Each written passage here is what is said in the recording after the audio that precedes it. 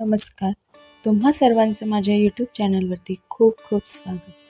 मित्रांनो, कार्तिक शुद्ध एकादशी ते कार्तिक पौर्णिमा या 5 दिवसांच्या काळात साजरा होणारा तुळशी दामोदर विवाह हा आपल्या हिंदू धर्मातील सर्वात महत्त्वाचा आणि पवित्र सण आहे. तुळशी माता आणि साक्षात भगवान श्री विष्णू यांचे एक रूप असलेल्या बाळकृष्णांचा म्हणजेच दामोदरांचा विवाह सोहळा या काळात पार पडतो.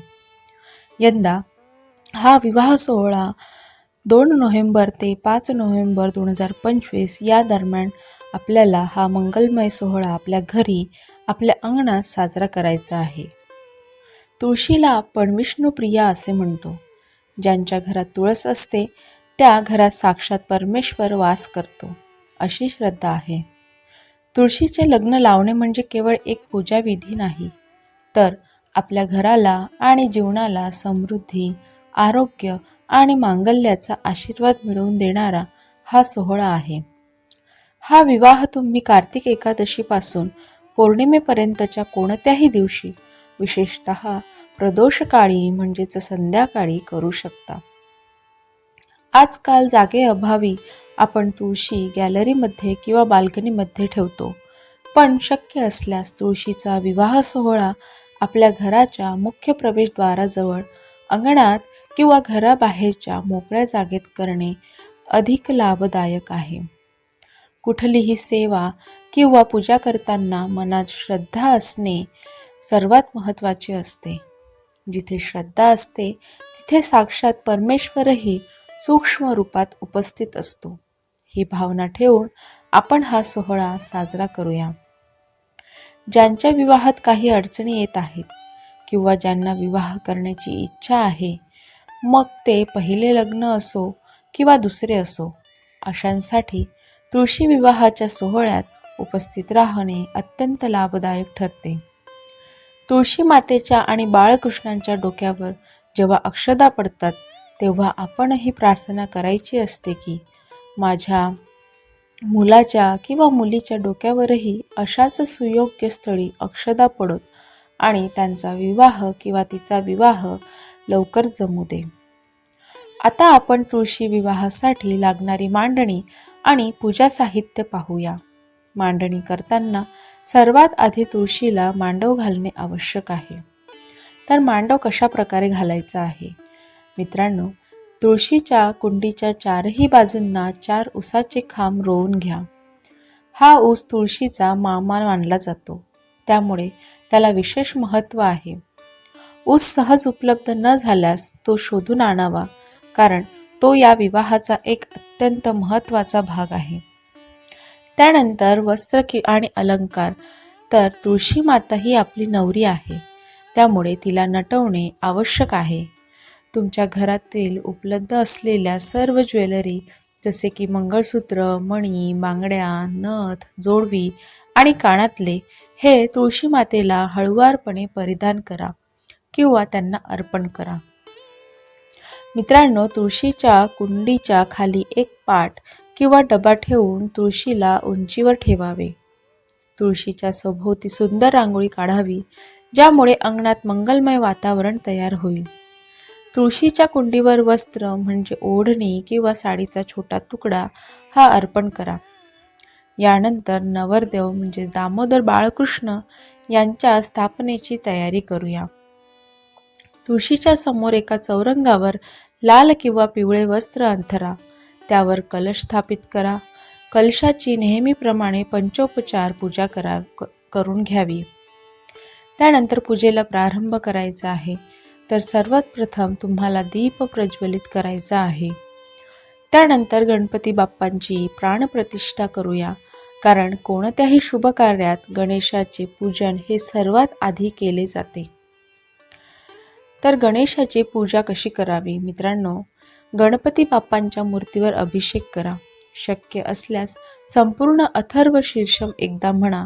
जर ते शक्य नसेल तर किमान 11 वेळा ओम गण गणपते नमः, ओम गण गणपते नमः या मंत्राचा जप करत गणपती बाप्पांना तुम्ही स्नान घाला. त्यानंतर अभिषेक झाल्यावर मूर्ती व्यवस्थित पुसून चौरंगावर तांदळाच्या आसनावर विराजमान करा. त्यांना हळद, कुंकू, अक्षदा आणि लाल रंगाचे फूल नसल्यास पांढरे फूल सुद्धा चालेल, ते अर्पण करा. त्यानंतर गणपती बाप्पांना गूळ आणि खोबऱ्याचा ओल्या नारळाचा नैवेद्य दाखवा, खूप लाभदायक ठरेल. त्यानंतर आपण बघूयात दामोदर म्हणजेच बाळकृष्ण यांची स्थापना कशी करायची. तर सर्वप्रथम चौरंगावर तांदळाने स्वस्तिक काढावी, त्यावर हळद कुंकू अर्पण करून बाळकृष्णांच्या मूर्तीची स्थापना करा. त्यानंतर बाळकृष्णांचे मुख पश्चिमेकडे असावे, ही गोष्ट मांडणी करताना तुम्ही आवर्जून लक्षात ठेवावी. बाळकृष्णांना सुंदर वस्त्रे म्हणजेच पोशाख कपडे परिधान करून सजवा. त्यांना गंध म्हणजे चंदनाचा लेप लावा आणि सुंदर फुले अर्पण करा. मित्रांनो, तुळशी माता आणि बाळकृष्ण दोघेही आता विवाहासाठी एकदम सज्ज झालेले आहेत. त्यानंतर आपल्याला आता आपण जाणून घेऊया अभिषेक आणि विवाहविधी कसा आहे. तर बाळकृष्णांवर अभिषेक कसा करायचा आहे. बाळकृष्णांच्या मूर्तीवर एक वेळा श्रीसूक्त आणि एक वेळा पुरुष सूक्त म्हणत दुधाचा किंवा पंचामृताचा अभिषेक करा. पुरुष सूक्तम नित्यसेवेत उपलब्ध असते, तुम्ही त्याचे पठण करू शकता किंवा यूट्यूबवर लावून ऐकू शकता. त्यानंतर तुळशी मातेवर अभिषेक कसा करावा. तर तुळशी मातेला पूर्णपणे अभिषेक न घालता हातात एक फूल घेऊन त्या फुलाला थोडे पाणी लावून श्रीसूक्तम आणि पुरुष सूक्तमचे पठण करत मातेवर हळुवारपणे पाणी शिंपडा. त्यानंतर वधूवराचे अंतिम पूजन कसे करायचे आहे. तर मित्रांनो, तुळशी मातेला पुन्हा एकदा हळद कुंकू तुम्हाला अर्पण करायचं आहे. त्यानंतर बाळकृष्ण आणि तुळशी माता या दोघांनाही सुगंधित अत्तर लावा. मांडोळ्या विवाहातील महत्त्वाचा विधी म्हणजे मांडोळ्या बांधणे. बाळकृष्णांना मांडोळी बांधता येत नसल्यास ती मूर्तीजवळ ठेवा आणि तुळशी मातेला मांडोळी नक्की बांधा. त्यानंतर आपल्याला यांना नैवेद्य दाखवायचा आहे आणि आपल्या तुळशी मातेची ओटी भरायची आहे. तर यांना नैवेद्य कोणतं दाखवायचं आणि ओटी कशी भरायची जाणून घेऊया. तर मित्रांनो, या विवाहातील नैवेद्याला विशेष महत्त्व आहे. तर सर्वप्रथम नैवेद्य म्हणजे फळे. किमान 5 प्रकारची फळे ठेवावीत. मात्र नैवेद्यात आवळा म्हणजे 5 आवळे आणि 5 चिंचा असणं अत्यंत महत्त्वाचं आहे. त्यानंतर दुसरा नैवेद्य म्हणजे लाया. लायांचा नैवेद्यही आवर्जून दाखवावा. हा सर्व नैवेद्य बाळकृष्ण आणि तुळशी मातेला अर्पण करून त्यावर तुळशीचे पान ठेवावे. तुळशी मातेची ओटी कशी भरावी. तर तुळशी मातेची ओटी भरणे आवश्यक आहे. ओटीमध्ये नारळ, ब्लाऊज पीस, सौभाग्याचे अलंकार म्हणजेच बांगड्या, जोडवी, काजळ, कुंकू इत्यादी हे अलंकार तुम्हाला ठेवायचे आहेत आणि तुळशी मातेची आवर्जून ओटी तुम्हाला भरायचीच आहे. त्यानंतर अंतरपाट आणि मंगलाष्टके. तर मित्रांनो, आता विवाहाच्या सोहळ्याचे मुख्य क्षण आता चालू होणार आहेत. तर घरातील 2 व्यक्तींनी तुळशी माता आणि बाळकृष्णांच्या मूर्तीसमोर अंतरपाट म्हणजे एक वस्त्र धरावा. घरातील सगळ्यांनी या विवाहाच्या सोहळ्याला उपस्थित राहावे.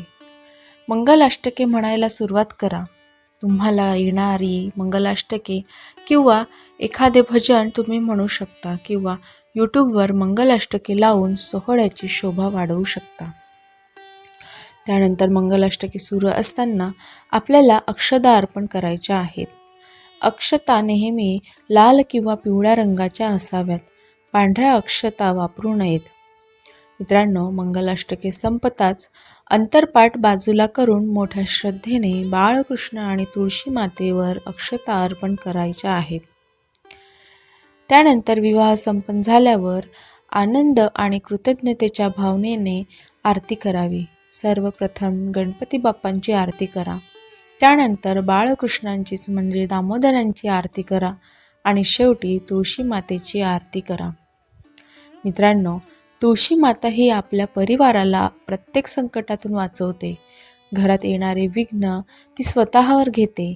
म्हणून हे तुळशी माता आणि दामोदरा, तुम्ही आमच्या घरात लक्ष्मी घरात सूक्ष्म रूपात उपस्थित राहून हा विवाह सोहळा पूर्ण केलात त्याबद्दल आम्ही तुमचे ऋणी आहोत.